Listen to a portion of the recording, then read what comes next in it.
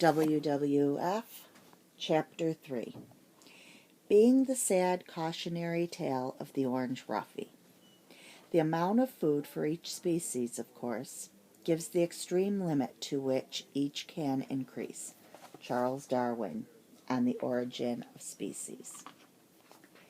If you look at a map of the world, or a globe, and see how 2/3 of the earth is covered by ocean, you might imagine that there are a lot more fish in the world than there really are. That is exactly what most people did think for many years. The ocean that fishermen knew was full of fish, but that was because they did not go very far. Sea life, as with land life, depends on sunlight. Wherever the sea is strongly penetrated by sunlight, vegetable nutrients grow. The area becomes rich in nitrates, which stimulates the growth of plankton. Plankton is really a grouping of many tiny plants and animals, some of them only one cell, that drift in the sea. Some, such as phytoplankton, are plants. Others, such as zooplankton, are animals. Phytoplankton, floating plants, come in many types and shapes, but are so small that they can only be seen through a microscope. Like land-based plants, they are green because they are filled with a substance called chlorophyll, which uses energy from sunlight to create sugars for food, which, in turn, creates oxygen. This process, which sustains plant life on Earth, is called photosynthesis. It is a very old system created some 3.5 billion years ago, when the only living organisms were microscopic and the Earth was full of gases. Phytoplankton are found where the sunlight penetrates the sea, and since this is the beginning of the sea's food chain, this is where the most life is found. Because there are so many phytoplankton, there are huge numbers of a slightly larger creature called zooplankton, which eat phytoplankton. Zooplankton range in size from microscopic to almost 8 inches. Some zooplankton are actually larvae that eventually change into worms, mollusks, crustaceans, coral, and even some types of fish. They also help to control one of the earliest forms of life, bacteria. A sea with plentiful zooplankton provides plentiful food for tiny shrimp-like creatures called krill.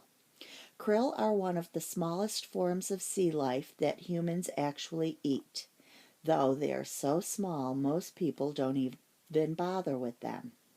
This is a good thing because much sea life depends on krill, and these creatures would not do well if they had to compete with humans for food.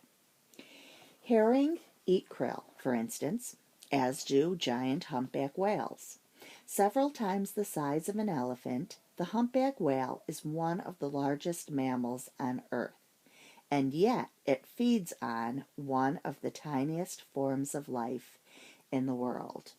Off to the side, page 42. In addition to phytoplankton and zooplankton, there's another type of plankton called mixotroph. Mixotrophs are zooplankton that are both plants, which feed by photosynthesis, and animals, which eat and swallow food. Page 44. Some fish swim near the bottom of the oceans and can swim up to eat smaller fish or down to eat the shellfish living at the seafloor.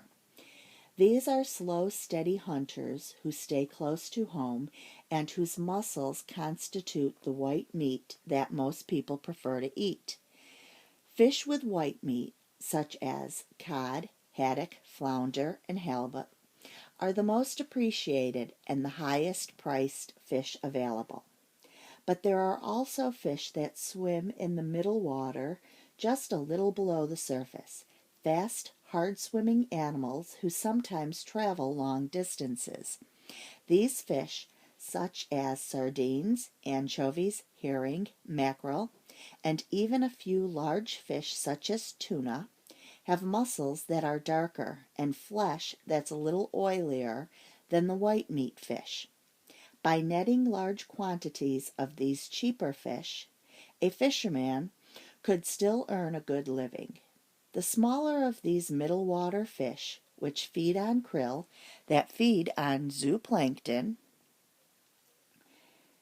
that feed on phytoplankton, are eaten by the larger white meat fish on the bottom.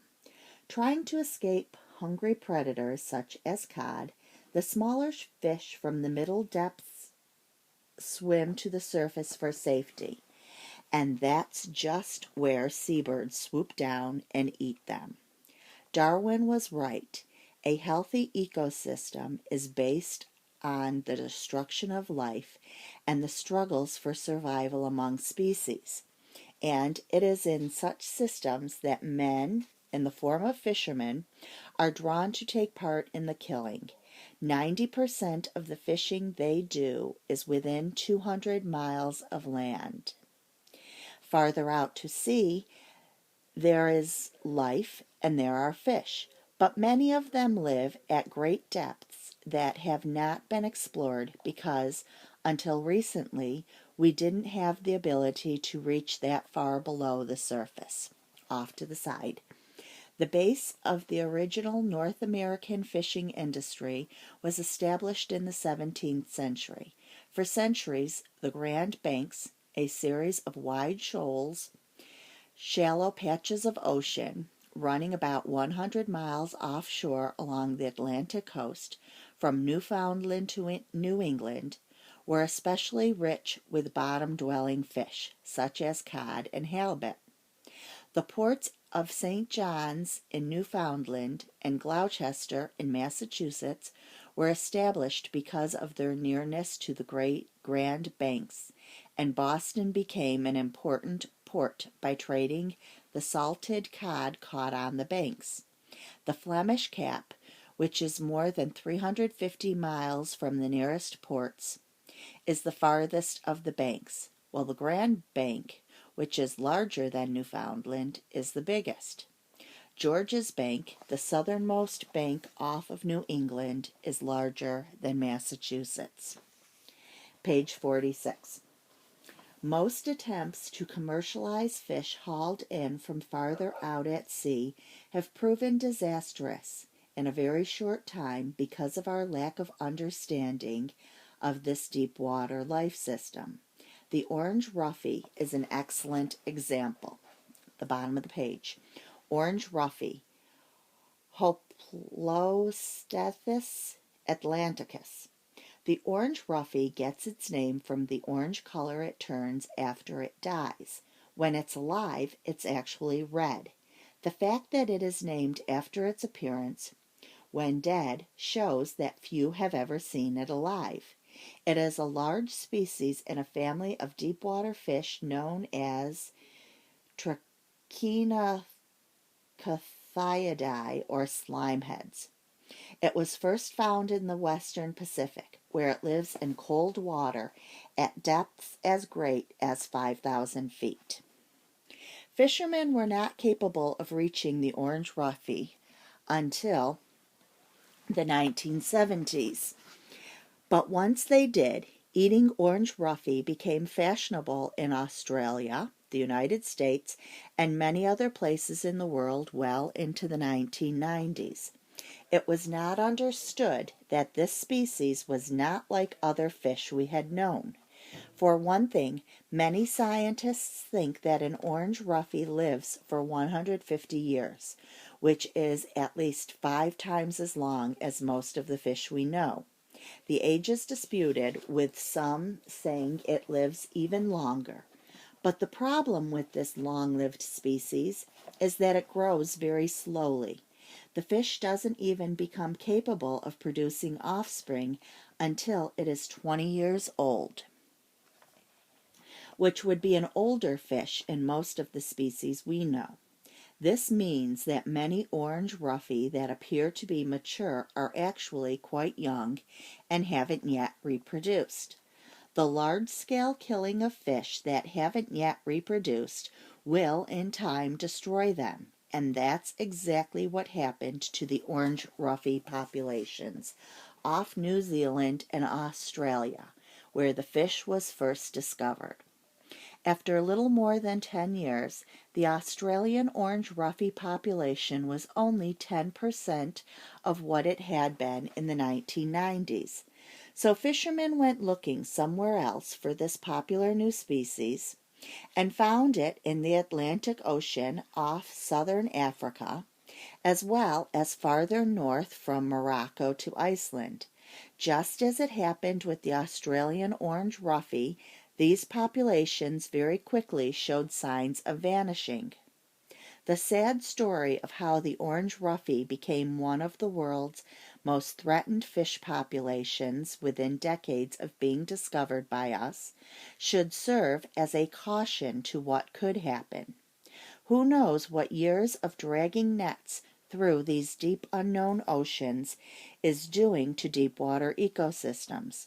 We are probably damaging and destroying species we haven't even discovered yet and will never know about.